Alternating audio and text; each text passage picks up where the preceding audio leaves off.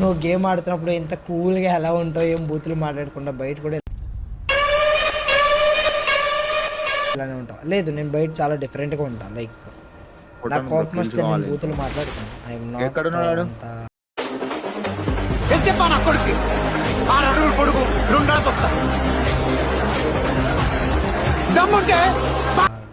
ఇది.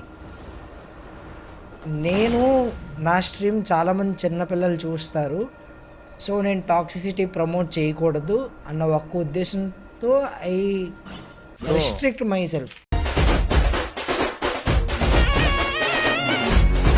నేను అప్పుడప్పుడు మాట్లాడేస్తా, అప్పుడప్పుడు వచ్చేస్తాయి కూడా, but I restrict my self మాట్లాడకుండా ఉండటానికి.